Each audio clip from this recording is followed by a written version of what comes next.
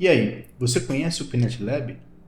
O PNetLab quer dizer Packet Network Emulator to Lab, ou seja, é uma plataforma que permite criar, baixar, compartilhar e vender laboratórios de rede.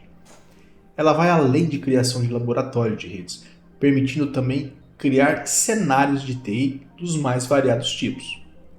Vamos explorar algumas características referentes ao PNetLab. Uma delas é a compatibilidade multivendor. O PNetLab é compatível com a variedade de sistemas de diferentes fabricantes. Ele suporta tradicionais equipamentos de redes como Cisco, HP e Extreme, além de fabricantes de segurança também, cibernética como Fortinet, Checkpoint e Palo Alto. A gente também consegue emular sistemas operacionais como Linux e Windows. Ele tem um design simples e funcional, tá? Ele possui uma interface simples e muito bonita, superior à do IVNG, com algumas funções que o IVNG somente permitem em modo profissional. Você teria que pagar por isso, mas o PNetLab é free. Ele tem uma praticidade gigantesca.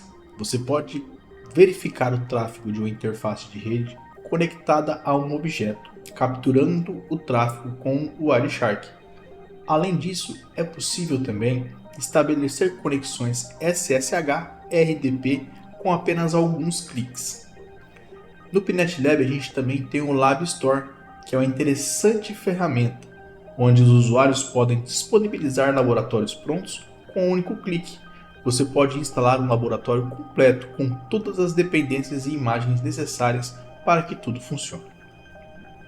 Em resumo, o PNetLab oferece uma alternativa popular ao IVNG, trazendo funções disponíveis apenas na versão Pro do IV, além de outras características úteis. Neste vídeo, a gente vai abordar a instalação do PNetLab na sua versão 6. Para realizar a instalação do PNetLab V6, a gente vai precisar do Ubuntu 20.04.6, que é a versão compatível com essa versão do PNetLab. É importante citar que a instalação do PNetLab em nossa rede deve ser feita em uma VLAN segregada, para que a gente não tenha problemas de segurança, porque compartilhamos imagens, tá, de dispositivos e de sistemas operacionais aos quais não fomos nós que criamos, mas podemos criar as nossas próprias imagens também. Vamos à instalação. Bem, pessoal, aqui eu já tenho o USB com a imagem do sistema conectada à minha máquina, tá? A partir daqui, a gente vai selecionar a opção Install Ubuntu Server. Aqui já estamos no assistente de instalação do Ubuntu Server. Eu vou configurar aqui o idioma em inglês e fazer o update do novo instalador. Esse não é um passo obrigatório, mas eu costumo sempre fazer. Nessa tela a gente vai fazer a configuração do nosso teclado. O meu teclado ele ficará com o layout inglês Estados Unidos e a variante vai ser inglês alternativo internacional. No seu caso, instale a versão, o layout do teclado compatível com o seu. O tipo de instalação eu vou selecionar o Ubuntu Server e vou aproveitar e clicar aqui na pesquisa por drivers de terceiros. Nessa parte de configuração de interfaces de rede, eu vou selecionar aqui o DHCP mesmo. Após a gente realizar a instalação do PNetLab, a gente vai ter acesso a um outro setup de instalação, outro wizard ali, em que ele vai pedir algumas informações como rede, senha de root e etc. Então, tudo que a gente fizer aqui vai ser perdido. Caso você utilize um proxy em sua rede, você pode colocar o endereço dele aqui. No meu caso, eu não utilizo. Nessa parte, a gente vai fazer a configuração do nosso dispositivo de armazenamento. No meu caso, eu vou deixar como padrão aqui. Nessa parte, a gente somente confirma as alterações que queremos fazer e continuamos com a instalação. A partir daqui ele vai pedir as credenciais. Eu vou colocar aqui como user, server hostname eu vou colocar aqui servidor Username eu vou colocar user também. A senha tanto faz porque vai ser mudada essa senha. E vou clicar em Done. Aqui, se você tiver aqui a subscrição Ubuntu Pro, você pode habilitar. Mas no meu caso eu vou dar o Skip for Now, que no caso a gente vai pular agora. Aqui a gente está na instalação do SSH. Eu vou habilitar essa opção porque eu vou preferir realizar a configuração via SSH. Ele disse que não tem drivers de terceiro habilitados localmente ou online. Dessa maneira, somente continuar aqui. Se você quiser mais algum tipo de serviço aqui, né, tem os snaps disponíveis aqui para a gente poder selecionar. Mas no meu caso eu não vou usar nada daqui. E a gente vai aguardar o sistema ser instalado. Se você quiser ver todo o log, né, é só você acessar essa opção View Full Log aqui na parte inferior da tela. Ok. Após termos essa mensagem de instalação completa, vamos selecionar a opção Close aqui na parte inferior da tela e aguardar agora o update do sistema, tá? Se você preferir cancelar o update e rebootar, você pode selecionar essa opção. Eu prefiro deixar de fazer todo o update no ato da instalação, que após a instalação a gente somente faz realmente o que é necessário para o PNetLab estar funcional. Após todos os updates serem realizados, a gente vai selecionar a opção Reboot Now. Lembre-se de remover a mídia de instalação para que não debute nela novamente ao reiniciar a máquina. Após isso, pressione Enter. Ok, chegando nesse ponto a gente já está com a máquina com o Ubuntu instalado. Vou fazer o login utilizando as credenciais que eu utilizei na instalação e a partir daqui eu já vejo que não tem nenhum tipo de updates a ser realizado, pois a gente já realizou no ato da instalação. O IP que eu estou pegando na interface NO1 é o 10.30.111.2. Essa é uma VLAN que eu tenho segregada apenas para laboratórios, tá? A partir daqui, a gente vai acessar essa máquina via SSH. Ok. Aqui na tela de usuário, a gente vai selecionar aqui, ao acessar aqui os nossos privilégios de superusuário, tá? Utilizando o sudo su, tá? A gente vai invocar aí o nosso poder de superusuário e vamos colocar o seguinte comando aí, ó. -c, aí a gente vai importar aqui um script.sh diretamente aqui do labhub.eu.org, tá? Se você tem alguma curiosidade sobre esse script, pode baixar e ver linha por linha, tá?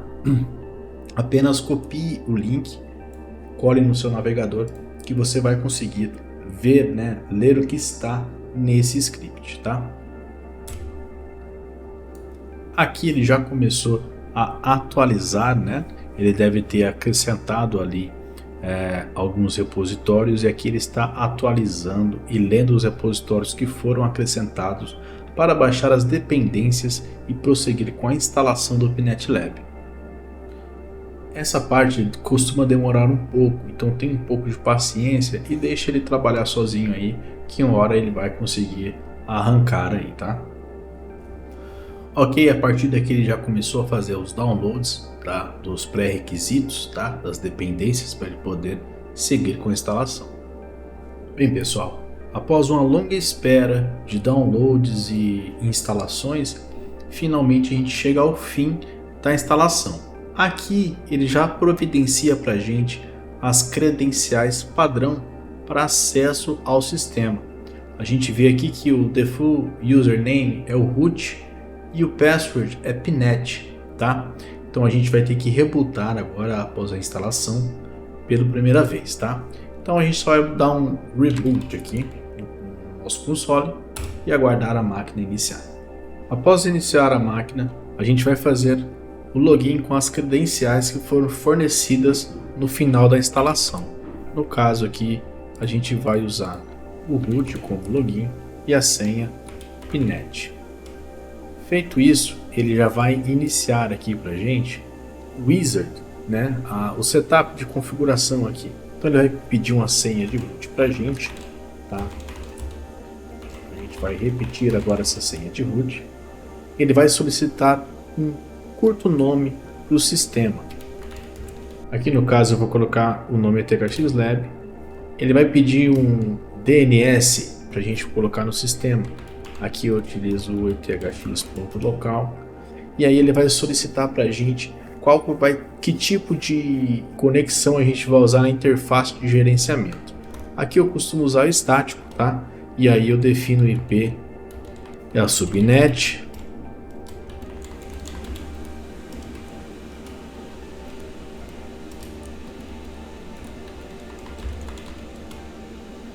E o servidor DNS.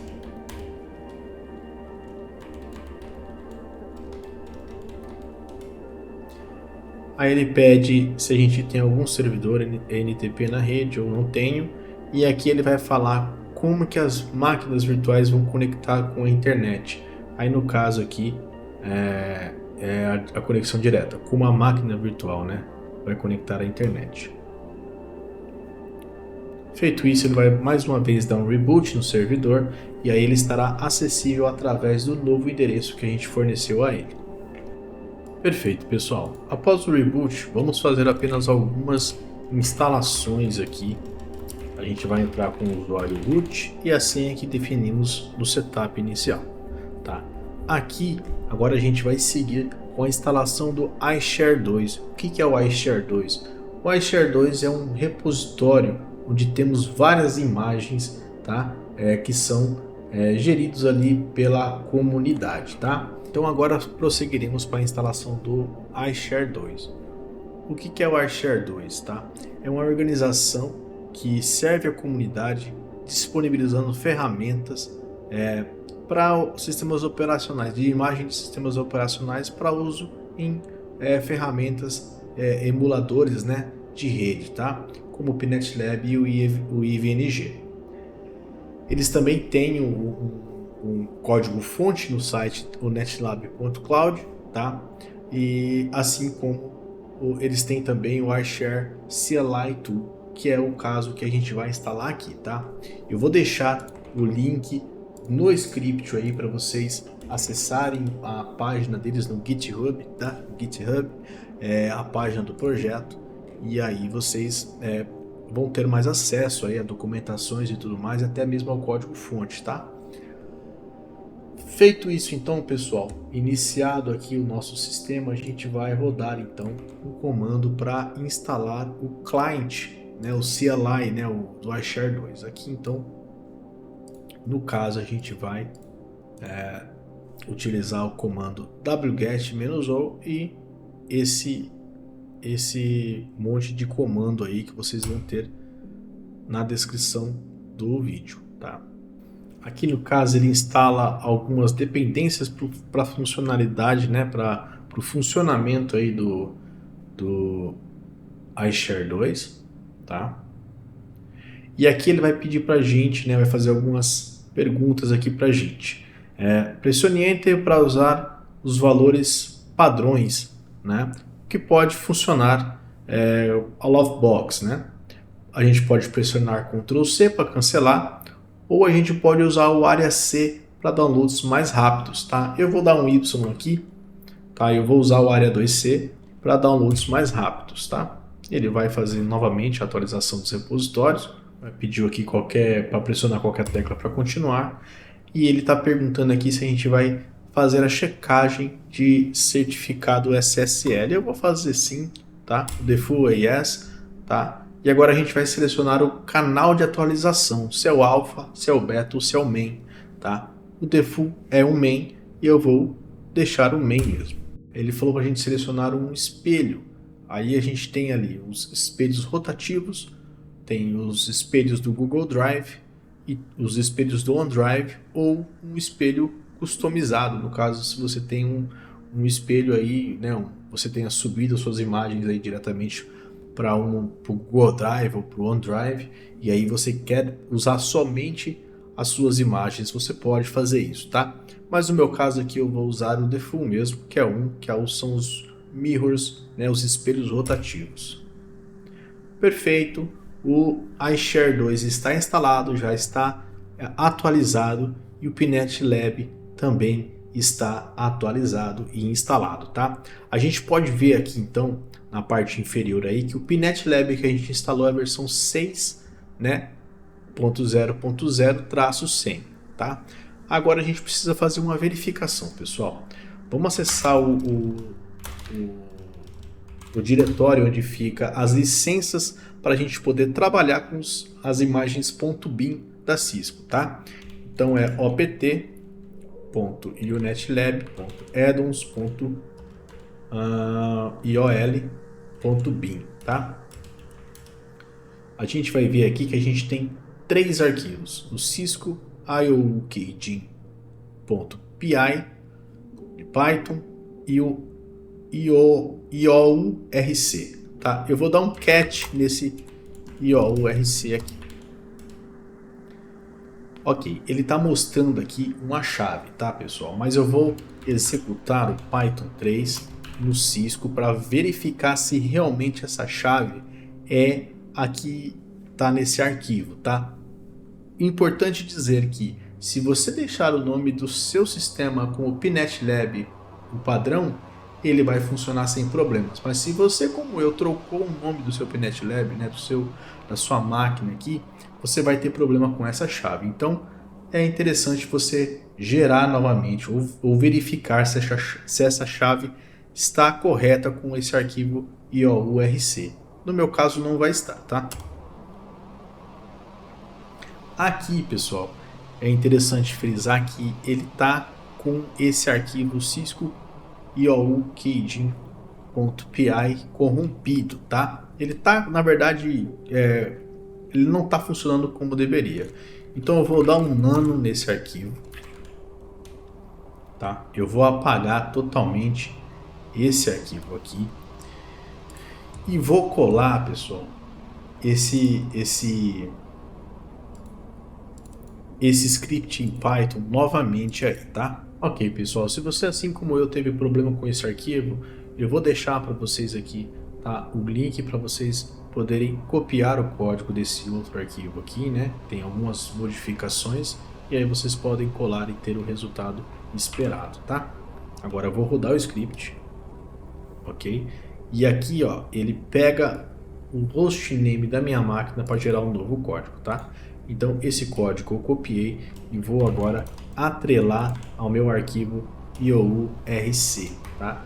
E aí a gente precisa copiar, pessoal, todo esse comando aqui, tá? Ó, copia tudo isso aqui, ó, licença, o nome da máquina e a chave, tá? E a gente edita aqui. Eu vou colar esse comando aqui e apagar a licença anterior. Perfeito? Eu costumo atualizar aqui as permissões, tá? Então, UNL wrapper -a fix permissions. Ele vai atualizar as permissões. E agora, pessoal, a gente vai fazer um seguinte teste. Vamos sair daqui, né? CD. Eu vou entrar aqui.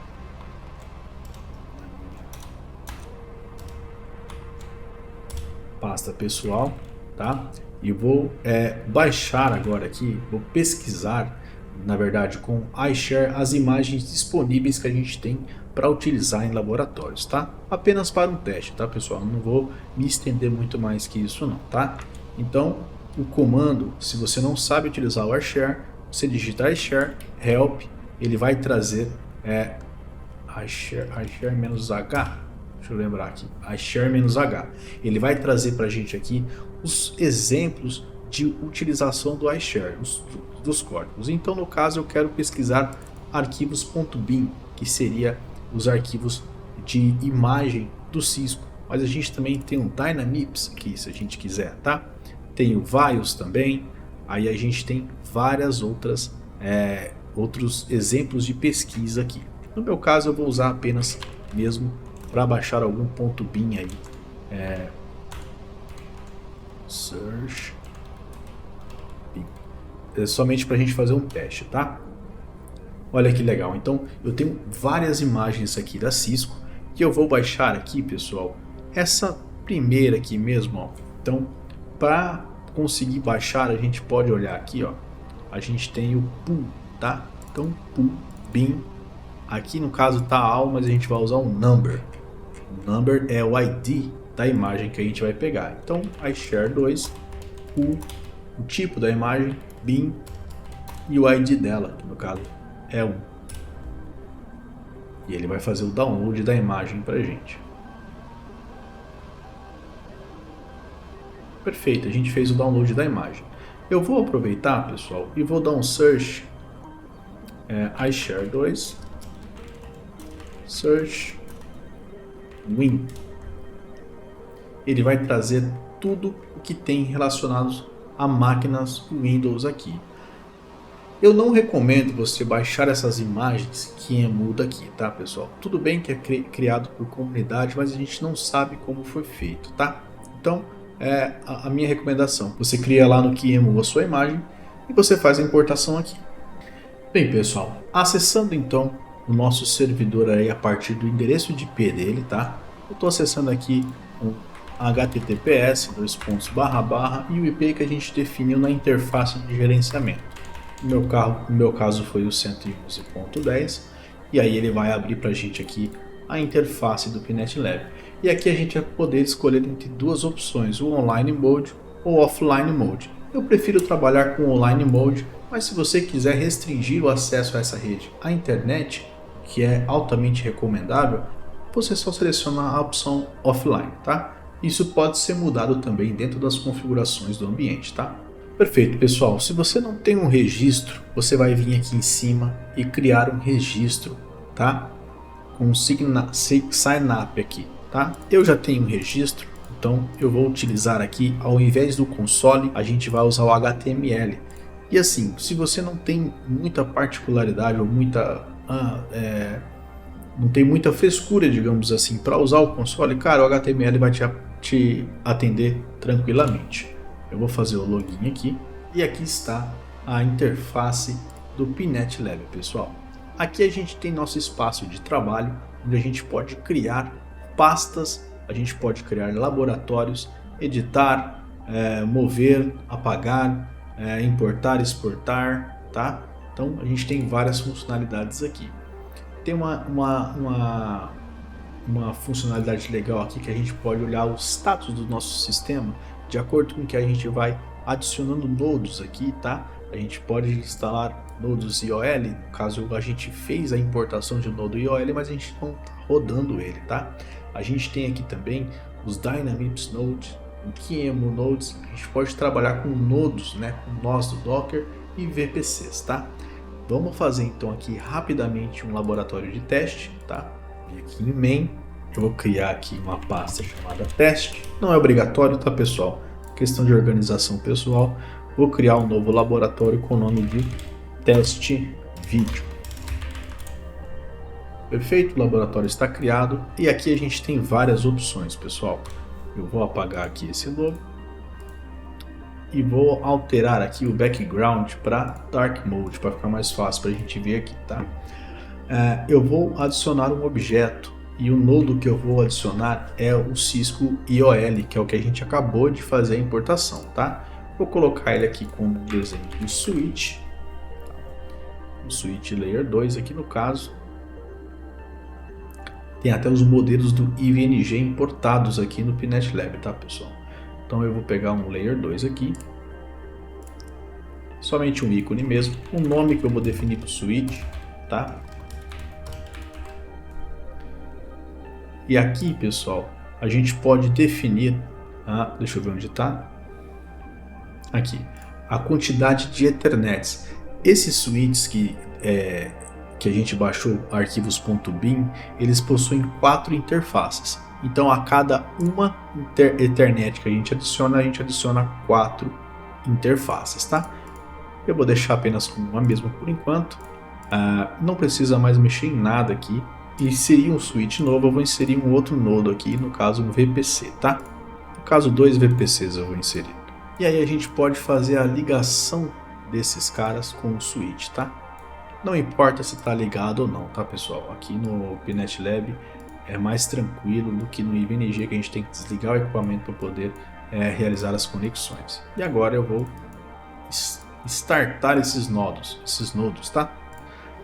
Como a gente selecionou o console HTML, tá? Deixa eu habilitar aqui. A máquina, o VPC, por exemplo, já está ligado, tá? Deixa eu habilitar o outro VPC aqui, também já está ligado. Vou permitir colar textos aqui. E o meu switch não está ligando. Muito provavelmente por causa daquela licença do início lá da configuração. Eu vou ter que reiniciar a minha máquina. Beleza, pessoal. Após reiniciar a máquina, então, a gente pode vir aqui e startar os nós que a gente inseriu e a gente testar a conectividade entre esses nós, tá? O interessante, pessoal, é que aqui no Pinet Lab a gente consegue editar o formato, tá, das conexões, tá? Vou fazer apenas alguns exemplos aqui para vocês. A gente tem aqui o flowchart também, que é bem interessante. A gente consegue também editar as cores das conexões, tá? Ele vai adequando ao nosso projeto. A gente pode também remover conexões enquanto ligados os equipamentos, tá? Sem dificuldade alguma.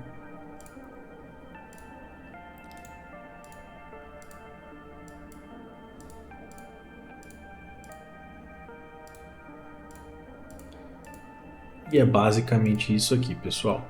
Agora, pelo switch aqui, reconectar. No switch aqui, vamos dar um show interface status para a gente ver que a interface 0 e 1 está conectada. E aqui, pessoal, para os VPCs a gente tem comandos um pouco diferentes, tá? Se a gente colocar o ponto de interrogação, a gente vai ter a lista dos comandos disponíveis para acessar. Eu vou fazer apenas aqui o IP 10.1.1.1.255.255.255.0, tá? Ele vai checar se há algum IP duplicado e isso eu setei para esse primeiro VPC. No segundo VPC eu vou fazer a mesma coisa, tá? IP ADD, IP 10.1.1.2, a máscara, tá? Ele vai checar se há IPs duplicados. E a partir daqui a gente já tem